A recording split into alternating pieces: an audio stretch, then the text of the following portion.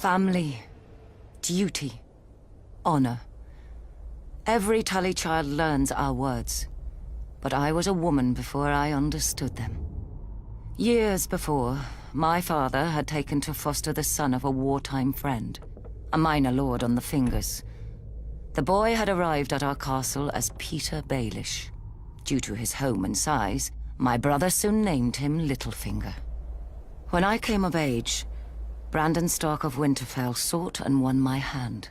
To my father, Brandon was heir to the north and a suitable match for a daughter of House Tully. To me, Brandon was wild and terrifying, never far from laughter or trouble. I loved him with all the fire of a first passion, much I came to realize as Peter loved me. When Peter heard of my engagement, he challenged Brandon to a duel. Peter survived only because I begged Brandon not to kill him. I still thought of Peter as family. Now, I wish I had let him die.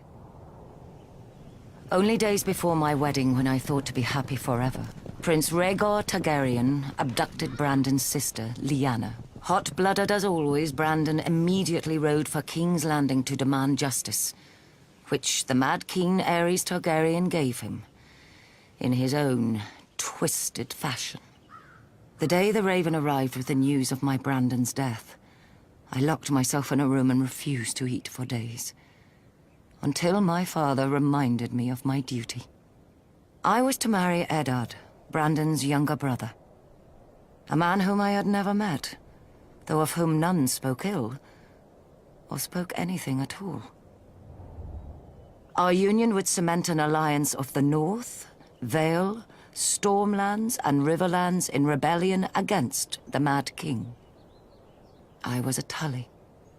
I did my duty.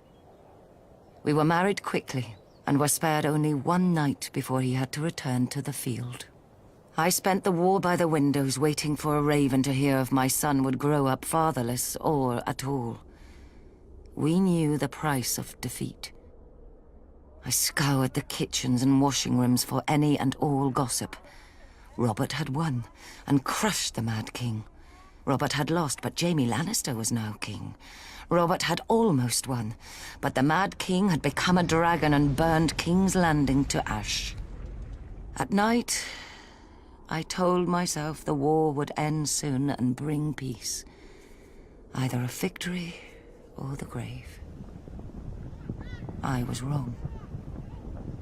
Robert won, and my husband avenged his brother and my love. But when he came home to me, he could not meet my eyes. I saw the reason by his side. Many men have bastards, I know. And under the strain of war, any man, no matter how honorable, may forsake his vows for a night of warmth that he may never know again. But Ned Stark was not built like other men. His northern honor would not let him sequester his shame in some distant holdfast. He brought this boy, this Jon Snow, home to raise with his true-born children. My children. Yet even these bitter memories are sweet now. They are all I have left of my Ned. Our family is broken and scattered, and our son must wage a war for the pieces. We need to go home. The Starks are of the north, and, like the snows of winter when they come south, they melt away. As a boy, looking out from my father's castle, I thought the sun could never set on the north, so vast did it seem. Part of me still does. The north is by far the largest of the Seven Kingdoms, and can fit the other 6 inside it. Not that the others care. Cold and damp. That's how the Southerners see the north. But without the cold, a man can't appreciate the fire in his hearth. Without the rain, a man can't appreciate the roof over his head. Let the south have its sun, flowers and affectations. We northerners have home. Mine was once Winterfell, the ancient seat of my father's family, House Stark. who have ruled the North since the first men and were once the kings of winter. Growing up, Lady Catelyn made sure I knew I wasn't a Stark, no matter how much blood I shared with her true-born children. But where their name rules over the North, mine is the North. Snow. Our land stretches from the Wall down to the Neck, a narrow land that divides us from the rest of Westeros. Legend has it that the children of the forest flooded it in their war against the First Men. If that's true, every Northman owes them a debt of gratitude. The swamps of the Neck are as good as the Wall for keeping out unwelcome armies. And if the swamps don't deter you, the Crannog men should. Small, shy people who rarely leave those swamps, and who follow House Reed, the gatekeepers of the North, and among the most important and loyal bannermen of House Stark. Also a bit strange. I heard their oath of fealty once as a child. It's like no other lords, ancient and dark. They swear by earth and water, by bronze and iron, and by ice and fire. Where House Reed holds the gate to the north, House Manderley holds the port, White Harbour, the closest thing to a southern city we have, governed by the closest thing to a southern family we have. Generations ago, the Manderleys were driven from the Reach, but the Starks gave them their land in return for fealty. Now White Harbour is the richest city of the north, and the Manderleys the richest family. Not in gold and silver like their southern counterparts, but in fish, grain, and trade. As for the other great northern houses, the Starks brought them into the fold during the Age of Heroes. A Stark wrestled an Ironborn for Bear Island and gave it to the Mormonts. A Stark granted a keep and land to a younger son, Carlon, in return for putting down a rebellion. His family then grew up into the Karstarks. Starks fought the Wildlings and their kings beyond the Wall beside the Umbers of Last Hearth, thus earning their fealty. Boltons. Back then they were the bane of the North.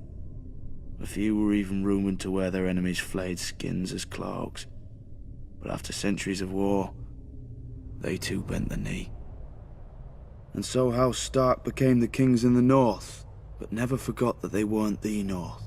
When Aegon and his dragons landed on Westeros, the kings of the Rock and the Reach sent all their men to die to defend their crowns. The North is the oldest and largest of the Seven Kingdoms, but House Stark has not always held it. When Bran the Builder raised Winterfell and founded our line, we were vassals to the Barrow Kings, who claimed descent from the First King and thus dominion over all the First Men. But after the Long Night, it was our house who built the wall and set the Night's Watch to guard the realms of men, whilst our king sat in his barrow. My ancestors eventually revolted, waging what singers call the 1,000 Years' War, to free our lands.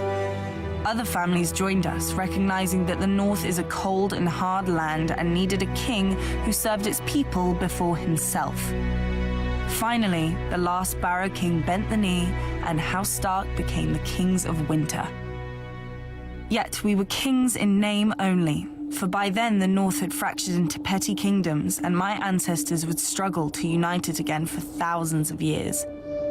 Roderick Stark wrestled an Ironborn lord for Bear Island and granted it to House Mormont when he won. A younger son of our family, Carlon Stark, won his own keep after he put down a rebellion and founded House Karstark, one of the most powerful in the North.